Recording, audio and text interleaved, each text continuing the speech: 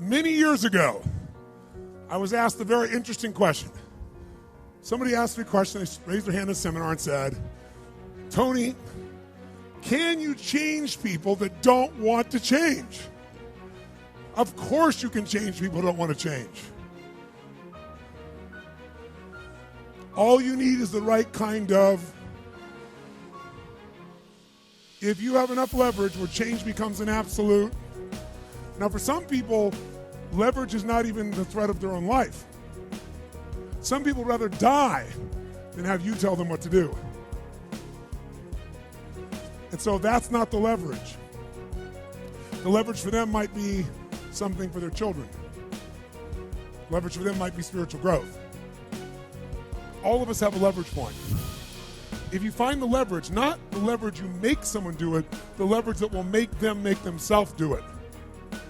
We all have some place that'll get us to follow through. Now, if you get enough leverage and if you interrupt the pattern enough, how many of you ever had a pattern when you were a kid and you had like some obnoxious uncle or something and you were trying to be upset and they'd come like rub your damn head or some dish, make you crazy, and you couldn't stay upset because they kept doing this to you? How many had this happen? Say aye. If you have enough leverage and you break someone's pattern enough times, a new pattern will show up. If you're conscious, you can create the new pattern.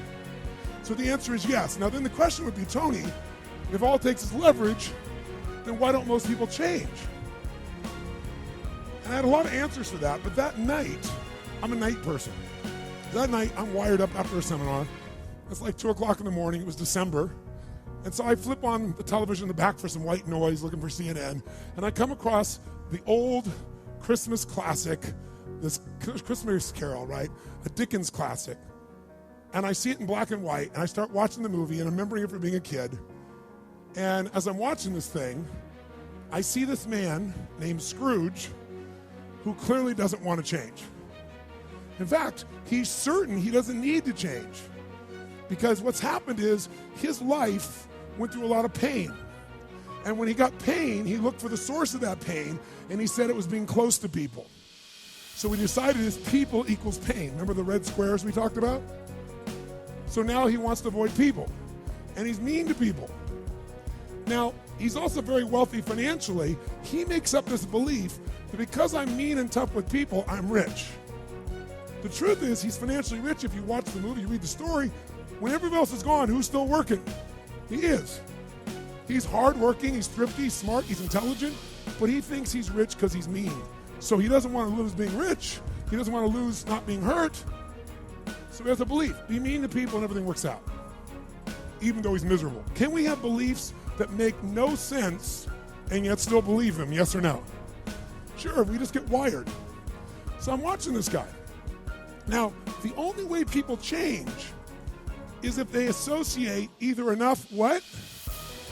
Pain, so they have to change, or they associate changing will equal enough what? And ideally, if you get both, you'll change. If you get, every moment I do this, the pain's getting more and more intense, there's a point where you must change. And if I change, I get all this pleasure, you're gonna want to change. How many follow? But what equals pain and what equals pleasure is what you associate in your nervous system. So what happens is, the only way you create change is changing what you link pain and what you link pleasure to in your nervous system, not just in your head, in your gut. That's what controls you. Lots of times in your head, you know what you should do, but your gut takes over. Your fear, or your greed, or your desire, or your comfort, or whatever. Who knows what I'm talking about here? Say aye. But watch this. How many of you used to have a favorite dessert, or a food, or a form of alcohol that you really, really, really loved? And then one night you had an experience like never before, where something happened, where this food or this drink or this alcohol that you love so much, it went down, but it kept coming back up at a level of intensity and with enough aroma and pain and association that to this day, it takes no willpower just to think of that alcohol or think of the smell of that food or look at it makes you appalled, makes you repelled. Who's had an experience like this in your life? Say aye. Tell me what that change was. Was that a change in willpower? No. All that happened is your brain changed what it used to link pleasure to, it now links pain to. When you link enough pain, it takes no willpower, you're going to avoid it. The problem is some of you are linking pain to things you need, like exercise, right? Or pain what you need, like a relationship, right? And it's the wrong association, but it's going to control your life. Your job is to change what you link pain and pleasure to. So that night, what was pleasure became pain, and now it takes no willpower, you just avoid it.